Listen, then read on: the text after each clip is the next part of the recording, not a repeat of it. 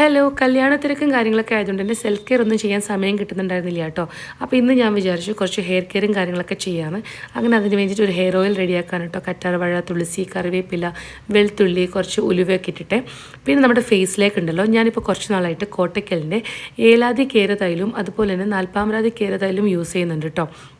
ഇത് രണ്ടും കൂടെ ഈക്വൽ അളവിലെടുത്തിട്ട് മിക്സ് ചെയ്തിട്ടാണ് ഞാനിത് ഫേസിൽ അപ്ലൈ ചെയ്ത് കൊടുക്കുക. കൺമണിക്ക് ചെറുപ്പം മുതലേ ഞാൻ ദേഹത്തൊക്കെ ഇത് അപ്ലൈ ചെയ്ത് കൊടുക്കുന്നുണ്ട് കേട്ടോ. അത് ഇപ്പോഴും ചെയ്യുന്നുണ്ട്.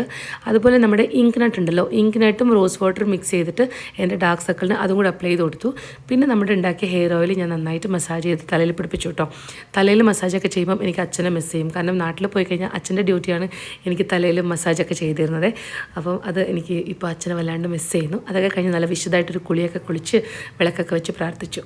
നല്ല അടിപൊളിയായിട്ട് പോസിറ്റീവ് ഫീൽ ചെയ്യുന്നത്ര ഒരു ദിവസം ഞാൻ സ്റ്റാർട്ട് ചെയ്തു കേട്ടോ. അപ്പോൾ നിങ്ങളുടെ ദിവസം എങ്ങനെ പോകുന്നു എന്ന് എനിക്ക് കമൻറ്റിൽ പറയാൻ മറക്കരുത്. Okay, bye bye, thank you so much.